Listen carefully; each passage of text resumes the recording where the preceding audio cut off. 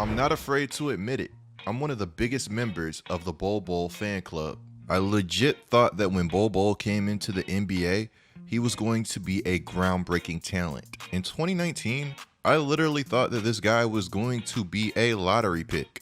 If you guys don't believe me, just look at my tweets. When he fell to the second round, I felt terrible for him.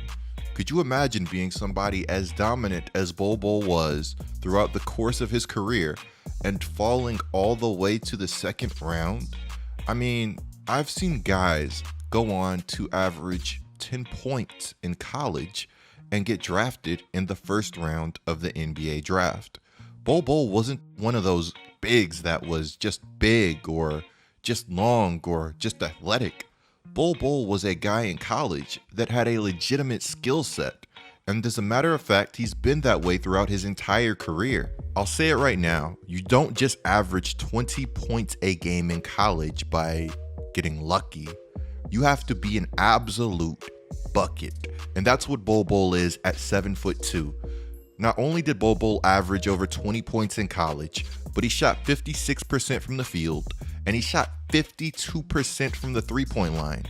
In case you thought there were some inconsistencies with his jump shot, he was knocking down free throws at 76%. Bol Bol, only playing 9 games at Oregon, had a major part to do with his slide in the NBA draft. Bol Bol would only play 9 games in college due to a stress fracture in his left foot. We all know that players, especially big men with injury history, are nothing to play with.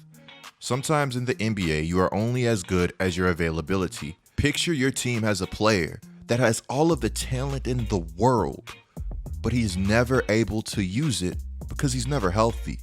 If he never plays, then what good is he to a team? I understand the fears and the question marks that surrounded Bol Bol, but I still disagree with his slide in the NBA draft.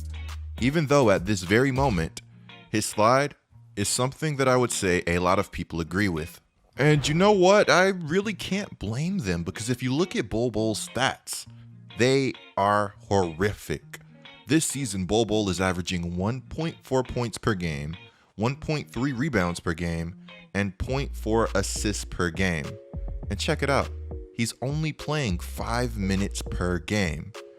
The season before this, he also averaged 5 minutes per game. To be short, guys, that's bad. The numbers are bad, the minutes are bad, and if you watch him play, sometimes you'll see a lot of bad tendencies. And this is going to sound like a massive contradiction, but I don't think that he's bad. The NBA draft has always been such a weird process to me, because a guy like Jackson Hayes that averaged like 10 points and 5 rebounds in college can be a lottery pick, while somebody like Bol Bol, albeit having injury issues, falls all the way to the second round. And I can't stress this enough when I say, like, at one point it felt like he wouldn't even get drafted. I actually do like Jackson Hayes, and I think that he is going to be a good player once he locks in and gets his head on straight. The same way I think that Bol Bol can be a great player if he ever locks in and truly reaches his potential. With Bol Bol, I don't want to see things like this where he just stops running mid-play.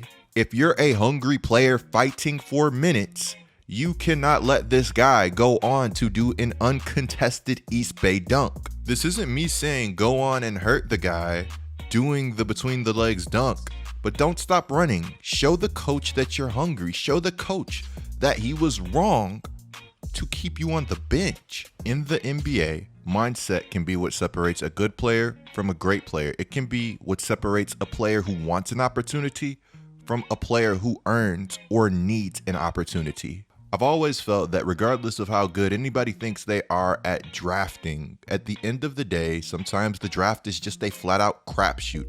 There are certain qualities and things that you can look for, but sometimes it can be incredibly tough to predict a player's work ethic. Beyond that, I can't tell you guys how many players who are in the NBA are just in the wrong situation. I don't care how unpopular of an opinion it is. I don't care how much hate I get. At the end of the day, I will sit here and argue that a guy like Dennis Smith Jr. should have gotten more opportunity. I will argue that a guy like Dennis Smith Jr. was put in a position to fail by the Dallas Mavericks. I'm trying not to get emotional here, but if you guys want a full video on the Dennis Smith Jr. situation, just let me know in the comments below. For young players, confidence is so important.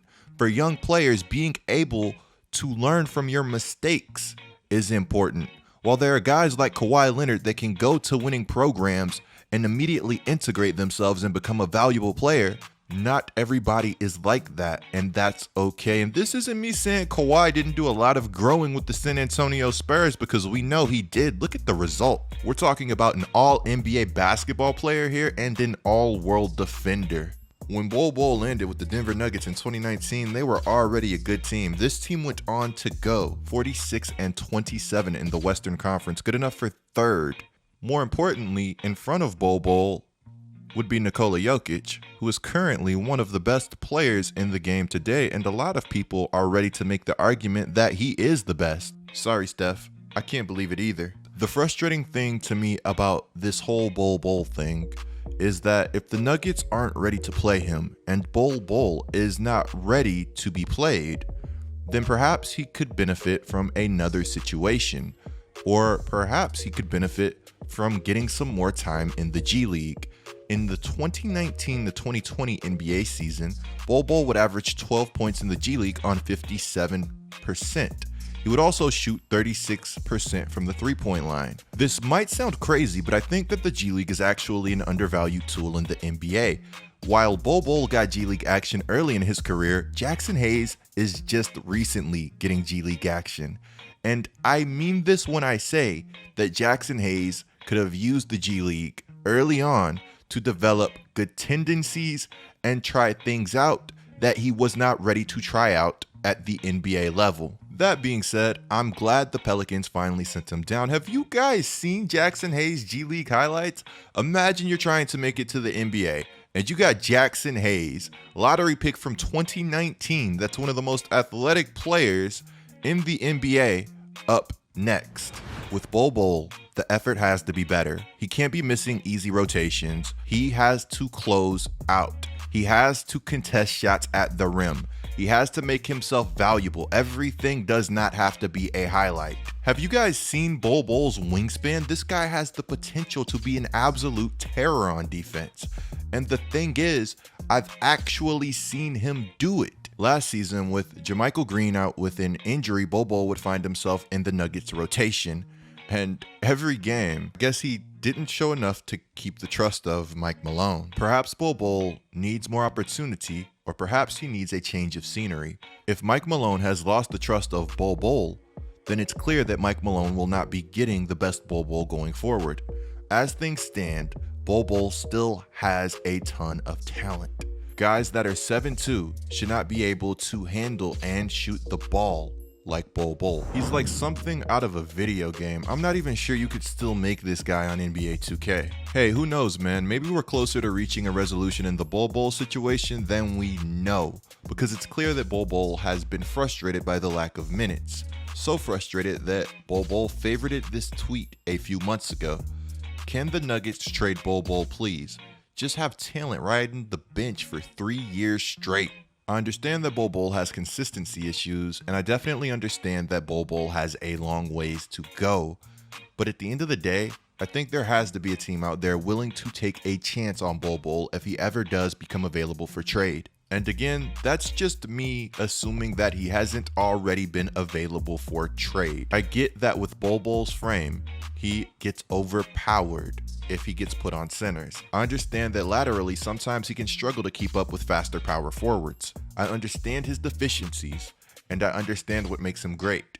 That being said, I would love for a team to take a shot on Bol Bol. While Bol Bol has gotten some chances with the Nuggets, I would love to see what he would do with some chances elsewhere. Clicking the video on the screen right now is a great way to support my channel. I'm GetLikeCoop, bringing you guys the scoop until our next upload.